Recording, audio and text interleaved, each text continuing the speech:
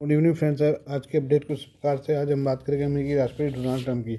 अमेरिकी राष्ट्रपति Donald Trump ने ईरान को 48 घंटे की चेतावनी दी है। उन्होंने कहा है, मैंने ईरान को होर्मुज़ स्ट्रेट खोलने के लिए 10 दिनों का समय दिया था। उन्होंने कहा कि ईरान के पास अब सिर्फ 48 घंटों का समय है। ट्रंप ने चेतावनी दी है कि ईरान अगर अब भी नहीं माना तो अमेरिका उस पर कहर बनकर टूट पड़ेगा।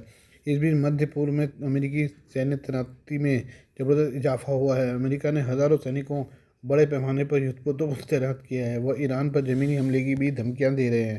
ट्रंप ने ट्रुथ सोशल पर क्या लिखा? ट्रंप ने ट्रुथ सोशल पर लिखा, याद है जब मैंने ईरान को कोई समझौता करने या हॉर्मुज़ जलडमरू मध्य को खोलने के लिए 10 दिन का समय दिया था। समय तेजी से बीत रहा है। 48 घंटे बाद उन पर कहर टूट पड़ेगा।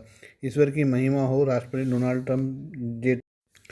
डोनाल्ड ट्रंप ने शुक्रवार को संकेत दिया था कि तेल से लाभ कमाने के लिए हॉर्मुज़ स्ट्रेट को फिर से खोला जा सकता है और इससे भारी मुनाफा कमाने का अवसर बताया, क्योंकि समुद्री यातायात में धीरे धीरे सुधार के संकेत मिल रहे हैं। ट्रंप ने सोशल मीडिया पोस्ट में कहा, थोड़ा और समय मिलने पर हम आसानी से हॉर्मुज़ स्ट्रेट खोल सकते हैं, तेल ले सकते हैं, बड़ा मुनाफा कमा सकते हैं। दुनिया के लिए गसर साबित होगा। हॉर्मुज़ से बेहद कम जहाज़ों की आवाजाही। मैरीटाइम इंटेलिजेंस फर्म विंडवर्ड के अनुसार 1 अप्रैल को 16 जहाज इस स्ट्रेट से गुजरे, जो गंभीर व्यवधान के बाद लगातार तीसरा दिन था जब आवाजाही दर्ज की गई। एक अलग आंकड़ों के मुताबिक बुधवार को 16 मालवाहक जहाज यहां से गुजरे, जो एक दिन पहले 11 थे। यह धीरे धीरे सुधार का संकेत है, हालांकि यह अभी भी संघर्ष से पहले के स्तर से काफ़ी कम है। यह व्यवधान मार्च के मध्य में शुरू हुआ था, जब ईरान ने अनिवार्य नेविगेशन कॉरिडोर लागू किया, जिसकी निगरानी इस्लामिक रेवोल्यूशनरी गार्ड कोर कर रहा था। इसके चलते जहाज़ों को अपने मार्ग बदलने पड़े और ईरानी निगरानी में संचालन करना पड़ा। ये बात करें चीन में बने विंगलून 2 ड्रोन की। ईरान में चीन में बने विंगलून 2 ड्रोन को मार गिराया। यह ड्रोन ईरान के सिराज शहर के ऊपर मंडराता दिखाई दिया था। इसके बाद ईरानी एयर डिफेंस ने मिनटों में इस चीनी ड्रोन को हवा में ही ढेर कर दिया। मलबे से इसके चीनी ड्रोन होने की पुष्टि के बाद ईरान ने तीखी प्रतिक्रिया देते हुए खाड़ी के उन देशों से जवाब मांगा है जो इसका इस्तेमाल करते हैं।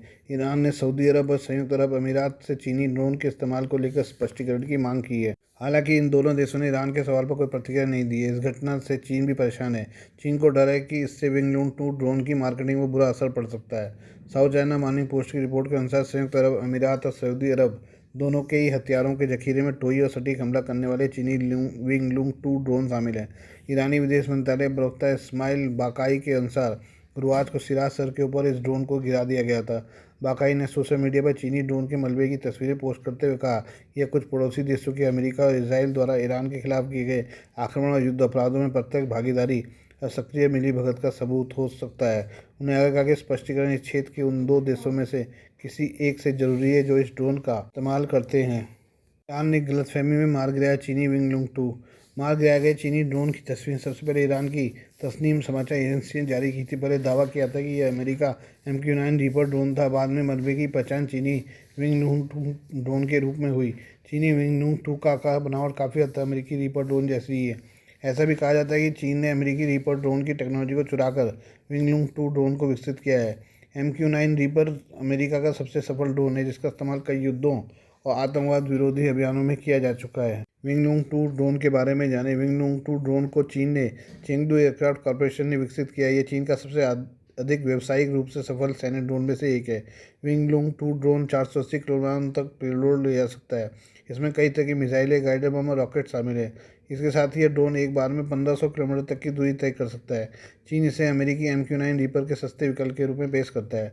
विंगलून 2 ड्रोन को खरीदने वालों में खासतौर पर वे देश शामिल हैं जो अमेरिकी हथियारों की खरीद के साथ ही जुड़ी शर्तों या बंदिशों को स्वीकार नहीं करना चाहते हैं। विंगलून 2 और अमेरिकी रीपर ड्रोन की कीमत जाने। विंगलून 2 ड्रोन की कीमत 40 लाख से 60 लाख अमेरिकी डॉलर के बीच है। वहीं अमेरिका के MQ-9 रीपर ड्रोन की कीमत 3 करोड़ अमेरिकी डॉलर या उससे अधिक है। इस बीच CBS न्यूज़ ने बुधवार को अपनी एक रिपोर्ट में बताया कि ईरान पर हमले शुरू होने के बाद से अब तक अमेरिकी सेना ने अपने 16 MQ-9 रीपर ड्रोन गंवा चुकी है। इसके अलावा पहले भी हूथी विद्रोहियों ने कई अमेरिकी रीपर ड्रोन को मार गिराने का दावा किया है। बात करते हैं ईरान के बुशहर परमाणु ऊर्जा संयंत्र के पास अमेरिका और इसराइल ने हमला किया। इस हमले में एक सुरक्षा गार्ड की मौत हो गई और प्लांट की इमारत को नुकसान पहुंचा। हालांकि संयंत्र का मुख्य हिस्सा सुरक्षित है और उत्पादन पर असर नहीं पड़ा है। युद्ध के दौरान इस संयंत्र को चौथी बार निशाना बनाया गया है।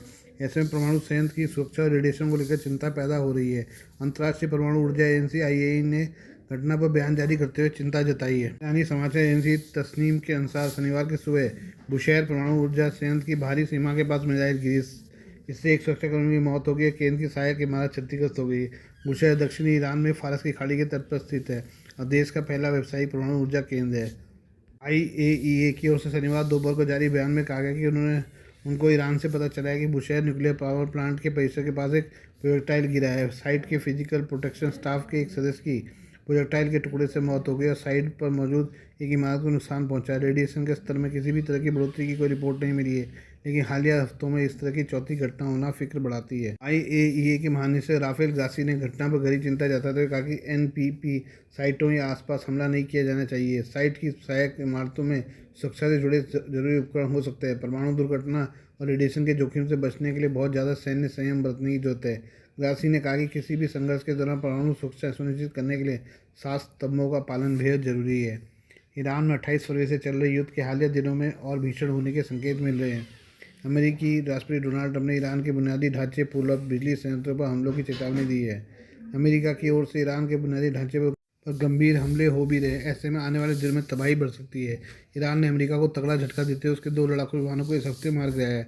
हालांकि अमेरिकी राष्ट्रपति डोनाल्ड ट्रंप का कहना है कि इसमें कोई फर्क नहीं पड़ेगा। उन्हें इस पर कहा कि हम युद्ध में हैं। ट्रंप ने कहा कि सैन्य विमान के नष्ट होने का ईरान के साथ कूटनीतिक चर्चाओं पर कोई असर नहीं पड़ेगा।